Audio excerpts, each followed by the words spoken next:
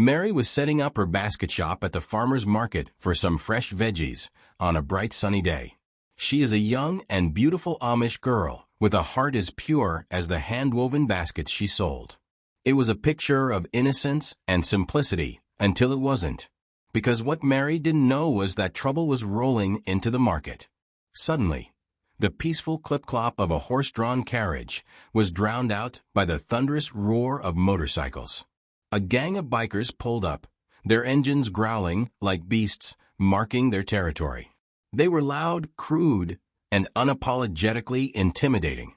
Tattoos covered their arms, leather jackets gleamed in the sun, and their laughter was the kind that made people cross the street without looking back. The leader, Jake, was the kind of man who thrived on making others feel small, arrogant, with a cruel smirk that hinted at how much he enjoyed being feared.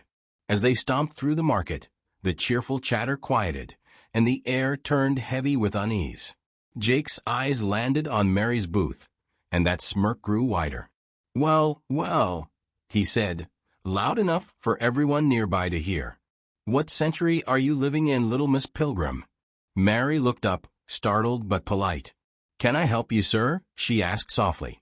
Jake chuckled, a sound that made Samuel step closer to his sister. "Help me? Oh, you've already helped me, sweetheart. This outfit of yours? Comedy gold." His gang roared with laughter as Mary's cheeks flushed red. One of the bikers grabbed a loaf of Mary's freshly baked bread, sniffed it mockingly, and then crushed it under his boot, leaving crumbs scattered on the dirt. "Oops," he sneered. "Guess it wasn't sturdy enough for modern life." Mary's hands trembled as she tried to pick up the ruined bread, but Jake wasn't done. He leaned closer, towering over her with that same cruel grin. "What else you got here, huh? Maybe something more useful than this old-fashioned junk." That was when Samuel, despite being half Jake's size, stepped forward. "Leave her alone," he said, his voice trembling but determined. Jake turned slowly, his smirk fading into a cold, hard glare. He loomed over Samuel, his voice dripping with menace. "You got something to say, kid? Huh? Say it again." The market fell silent. Mary grabbed her brother's arm, her eyes wide with fear. But before Samuel could speak again, something, or someone stepped in. Because in the distance, a man had been watching. A man who wasn't about to let this go any further. David wasn't the kind of man to stand out in a crowd. Middle-aged, rugged, and quiet, he was the type who preferred to observe rather than speak. A regular at the market, he was known for his kindness, helping vendors load their goods, offering a warm smile to the children who darted between stalls. But there was something about him, a hint of mystery, that left people wondering.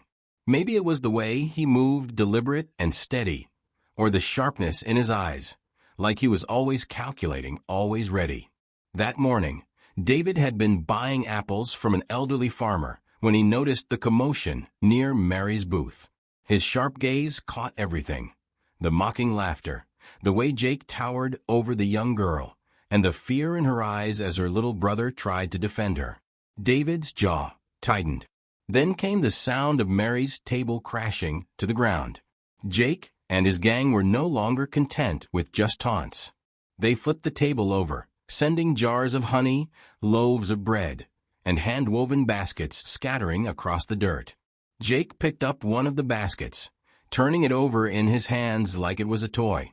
"How much for this piece of junk?" he sneered before tossing it onto the ground, where it landed with a hollow thud. Mary knelt to gather her scattered goods, tears welling in her eyes. Jake leaned closer, grinning cruelly. "What's wrong, little miss? Can't take a joke." But before he could say another word, a calm, firm voice cut through the tension like a knife. "That's enough."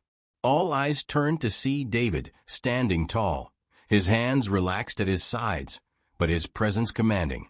The bikers froze for a moment, sizing him up. Jake narrowed his eyes. "Who the hell are you, old man?" David's expression didn't change. "Just someone who's seen more than enough of this nonsense." The crowd, which had been retreating in fear, began to inch closer, drawn by the unexpected confrontation. Jake smirked, his bravado returning. "What's it to you, huh? You looking for trouble?" David's voice was steady, unshaken. "Trouble? I've faced worse than you, son. And I'm still standing." Jake's smirk twisted into a sneer. "Big words for an old man," he said, stepping closer. "Let's see if you can back them up." In a flash, Jake lunged forward, his hand reaching for something in his jacket. The glint of a blade caught the sunlight as gasps rippled through the crowd. But David didn't flinch. With a fluid, practiced motion, he sidestepped Jake's attack and twisted the knife from his hand in a single, seamless move. The blade clattered to the ground, and before Jake could react, David picked it up and calmly handed it to a nearby vendor. The crowd erupted in shocked murmurs, but Jake wasn't done. Humiliated and enraged, he barked, "Get him!" One of the bikers charged at David, but the veteran was ready. Using precise, calculated movements, he sidestepped the attack, grabbing the biker's arm and flipping him to the ground. The crowd gasped again, their awe at David's skill contrasting with Mary's tears as she clung to Samuel. Another biker swung at David, but he ducked, delivering a sharp elbow to the man's ribs, sending him staggering backward. It wasn't a brawl. It was an art, every move deliberate, every action efficient. Jake, seething with rage, growled, "You're gonna regret that," as he motioned for the rest of his gang to surround David. The bikers closed in, their numbers overwhelming. David stood his ground, his sharp eyes scanning each of them. And as the tension reached its breaking point, the sound of sirens in the distance cut through the chaos. Would the bikers back down? Or was this about to escalate into something even more dangerous? Jake's sneer widened as he sized David up. "What are you, some kind of wannabe hero?" David didn't flinch, his voice calm and steady. "No, just someone who's seen enough of men like you to know how to handle them." The market fell silent, all eyes on the two men. Jake chuckled, but there was a flicker of unease in his eyes. David continued, his tone unwavering. "I've dealt with tougher than you, kid. You think intimidation makes you strong? I've seen real strength, the kind that fights to protect, not bully." Subtle hints of his past began to emerge. David didn't elaborate, but the quiet conviction in his voice told a story. In flashes, the audience sees brief glimpses of his past. A younger David in military fatigues, leading his team through the chaos of combat, saving lives, making impossible choices. Now, here he stood, a man of peace, but with a presence forged in fire. His calmness wasn't weakness. It was the kind of strength that comes from having nothing left to prove. Jake's bravado faltered. He tried to maintain his tough exterior, but the cracks were showing. The gang, once cocky and brash, now exchanged uncertain glances. Jake snarled, "You don't scare me, old man," but his voice lacked the confidence it had before. David simply stared him down, unshaken. Jake, desperate to reclaim his authority, pointed at David. "You and me right now. Let's settle this." David sighed, almost as if he pitied the young man. "If that's what it takes to end this, fine." The fight was brief, but electric. Jake lunged wildly, his anger clouding his judgment. David, in contrast, moved with precision. Every strike, every block was calculated. He didn't overpower Jake with brute strength. He dismantled him with discipline and skill. Jake hit the ground, clutching his arm, his pride shattered.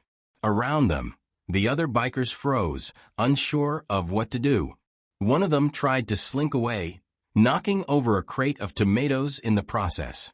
The bright red pulp splattered across the ground, a grotesque contrast to the tension in the air. The crowd began to stir. Inspired by David's bravery, the market vendors and bystanders found their courage. "You're not going anywhere," shouted a burly vendor, stepping in front of one of the bikers. Others followed, forming a human barrier around the gang. In the distance, the wail of police sirens grew louder. Jake and his gang exchanged panicked glances. They were cornered, their bravado gone. The police arrived in a flurry of flashing lights and authoritative voices. Jake and his gang were quickly handcuffed, their attempts to resist futile. As Jake was led away, he spat bitterly at David. "You think you won?" David shook his head, his voice calm but firm. This was never about winning. It was about doing what's right. He glanced toward Mary, who stood with tears in her eyes. "She's the one who won today." The market, once a scene of chaos, began to heal. Vendors and bystanders rallied around Mary and her brother, helping them pick up the scattered remnants of their booth. A young boy approached Mary, holding a handmade bracelet that had fallen during the commotion. "This is yours," he said shyly, placing it in her hand. Mary clutched it tightly, her voice trembling with gratitude. "Thank you." She turned to David, her eyes brimming with tears. "You're like a guardian angel." "I don't know how to thank you." David smiled softly. "We all have to look out for each other. That's how we get through." As the sun began to set, the farmers' market returned to its peaceful rhythm. But for those who witnessed the events of that day, something had changed. The lesson was clear. In a world where cruelty exists, it takes courage to stand against it. Kindness, bravery, and the strength of community can overcome even the darkest moments. In a world where bullies thrive, be the person who steps in to make it right.